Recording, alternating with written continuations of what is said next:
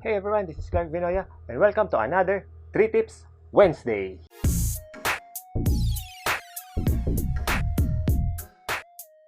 So today, we will talk about my 3 go-to lenses whenever I shoot or whenever I do my photography. And I hope my 3 go-to lenses will help you in leveling up or in doing your photography. First, ultrawide lens. I'm using a Tokina 12-24 f4. So ang equivalent nito sa full frame is 16-35mm f4. I love this lens in telling stories and also in doing creative portraits because yung distortion nito nagkikreate ng another perspective.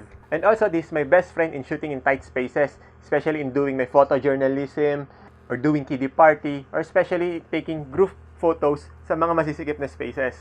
And last, this is my go-to lens whenever I go to travel or whenever I just go outside to shoot because yung 24mm neto is equivalent ng 35mm in full frame.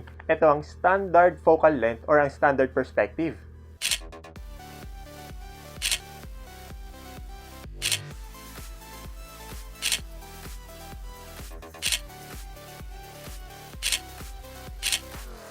Second, nifty 50. Alam naman natin lahat, 50mm prime lens. Sabi nga nila, don't leave home without it.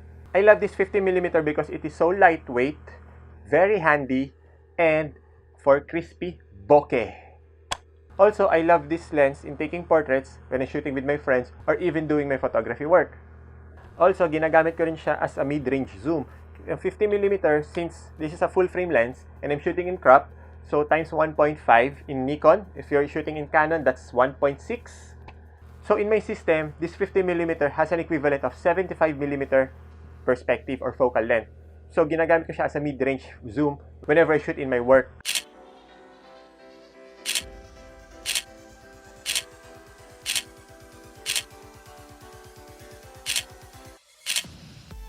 And third, telephoto. So, this is the first generation or the first version of the Tamron 70-200 2.8.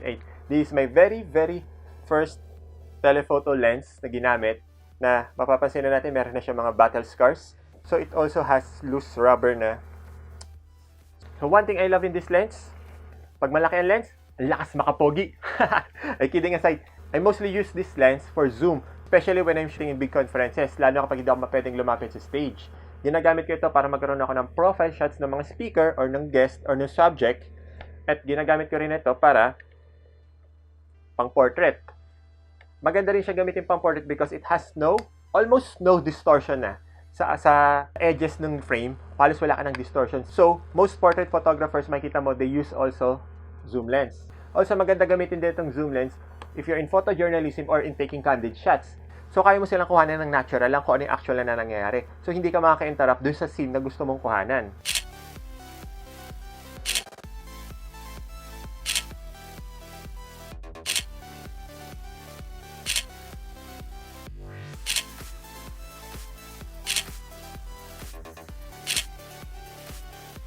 Whenever I shoot for work, nag-shoot ako dual body system. So, I have my main camera on the right and I have my backup camera on the left.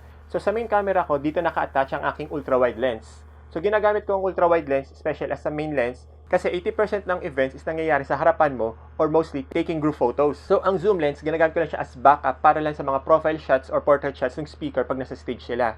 But whenever I shoot for fun, if I just go outside lang with my friends and have this photo shoot, photo walks, or any fun shoots, I only use one body cam at bit-bit ko lang itong tatlong lens na to. So, ganun pa din. So, I'm using ultra-wide for creative perspective because of those distortions, and I'm using my prime lens, my 50mm, for a crispy bokeh, and my telephoto for a portrait or headshot or a nice tight shot ng mga subjects. Hey, don't forget this Nag-start din ako na kit lens lang ang gamit. Probably you're using a kit lens, an 18-55 lens. There's nothing wrong about it. That's a mid-range lens. You'll never go wrong with kit lens. Believe me. Even other professional photographers yan din nasasabihin sa inyo. So my advice is explore more your gear, familiarize with it, learn and know the limitations, and learn how to manage them. And eventually, makakapag-upgrade ka na rin naman ng mga lenses mo. And currently, I'm using my mid-range lens for filming this video. That's Tamron 1750 2.8. Yes, it's not a kit lens na. Eventually, I was able to upgrade my lenses na rin, my mid-range lenses. So, this is my go-to lens in taking videos. So, again, I have my ultra-wide lens, my 50mm, and my telephoto lens. So, try to explore your options then. Maybe you're a prime shooter.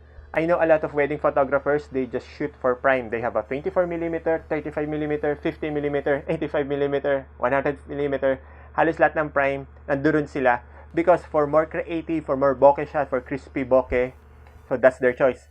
So again, this is just my personal options. This is my just personal choice for my field in photography. So you can explore your photography field. So maybe you're a landscape photographer, maybe you're a portrait photographer. There's a lot of field. Try to explore them and learn ano yung gears na mas magfi-fit sa needs mo. So okay, that's my 3 tips for today. If you like this video, give it a thumbs up and share this video. And don't forget to hit that subscribe button and ring that bell to get notified on my next videos. And also don't forget to check my other 3 Tips Wednesday episodes. And see you on my next 3 Tips Wednesday.